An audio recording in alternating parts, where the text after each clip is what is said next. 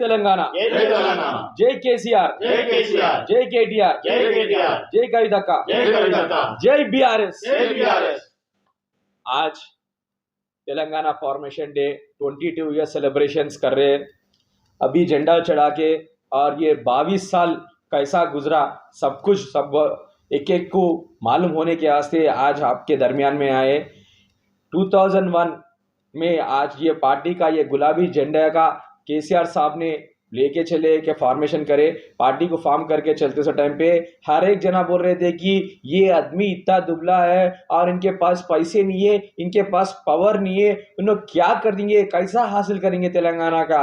उस दिन उन्होंने एक ही तान लिए थी, हमारा तेलंगाना सब में डेवलपमेंट में पीछे हो गया, हमारे पास पानी का, हमारे पास फंड्स का और हमारे पास ये एम्प्लॉयमेंट का प्रॉब्लम बहुत चल रहा, आंध्रा वालों के साथ हमारा जुल्म चल रहा है, हमारे को जो आना है हमारे को नहीं आ रहा है, हमारा तेलंगाना पीछे हो जा रहा बोल के सबके आवाज से तेलंगाना लाता हूँ, वो तेलंगाना को डेवलप करता हूँ, सुनहरा तेलंगाना बनाता हूँ बोले तो सब लोग हंसते थे उनकी बात को लेके। आज वो हंसने वाले कहाँ फंस गए समझ में नहीं आ रहा। तेलंगाना लाए सो तेलंगाना को 14 साल, जैसा कि आज 14 साल के बाद देखा गया तो ये 9 साल की हुकूमत में क्या हासिल नहीं करे तेलंगाना। कहाँ पे थी तेलंगाना। ये समर में 8-8 घंटे 10-10 घंटे करंट जाती थी, एक घंटा नहीं, एक ब्लिंक ऑफ टाइम में भी आज तेलंगाना गवर्नमेंट में कहाँ पे भी एक सेकंड की प्रॉब्लम नहीं है, करंट की, पानी की प्रॉब्लम नहीं है, एम्प्लॉयमेंट 2 लाख एम्प्लॉयमेंट जो कमिटमेंट हुई थी उसमें भी कंप्लीट हो गया।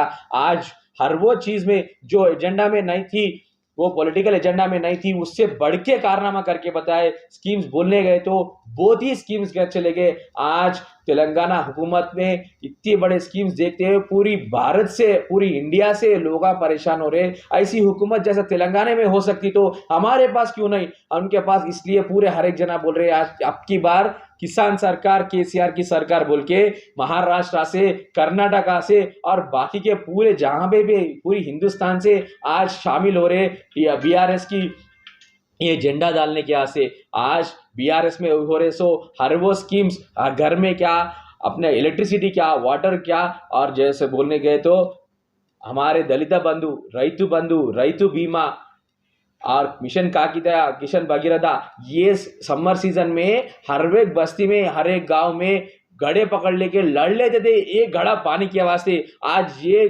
तेलंगाना ऐसा बन गया, ये वाटर सिटी बन गया।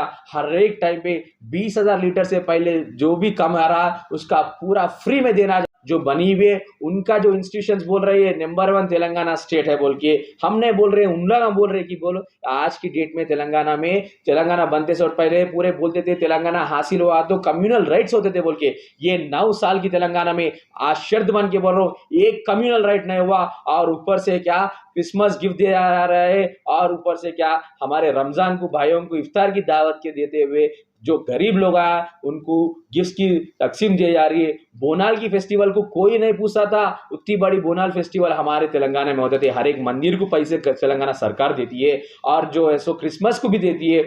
और ये गंगा जमुना तहजीब है, सिख, ईसाई, हिंदू, मुस्लिम सबको एक हाथ में पकड़ के चलने वाले साहब है केसीआर साहब। याद रख के चलो, यावत तेलंगाना में और पूरी इंडिया ये देख रही है कि तेलंगाना के जैसा हमारे पास भी स्कीम्स हो, हम भी तेलंगाना के गवर्नमेंट के जैसा हो। केसीआर साहब ये बोल रहे हैं कि अपने पास India is the most populated country with much youngsters, अपना ये जो सोर्स है वो यंगस्टर्स है, उनको क्यों नहीं ले सक रहे, अपन पानी क्यों नहीं दे सक रहे, मिनिमम बेसिक रिक्वायरमेंट्स ये देश क्यों नहीं दे सक रहे। इतनी बड़ी इंडिपेंडेंस से अभी तक जितना भी गवर्नमेंट्स आए, वो एनडीए है या यूपी है, क्या करा, कुछ भी नहीं करा। उनका भजन कर लिए, उनका रोटियां सेक लिए।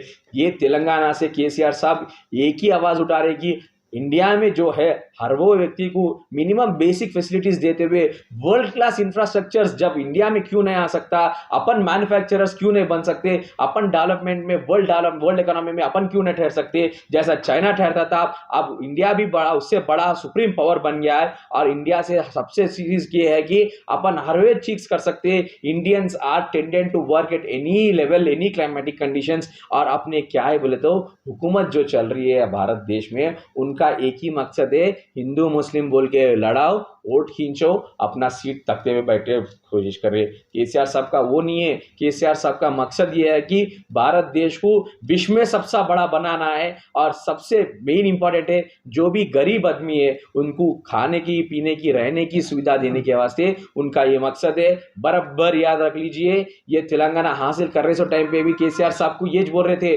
2001 में क्या कर सकता, क्या वंडर्स नहीं करा तेलंगाना। और अभी भी मैं हाथ जोड़ के सबको बोल रहा हूं, ये केसीआर साहब है, उनकी सोच बहुत बड़ी है, उनको पकड़ने वाला मुश्किल है।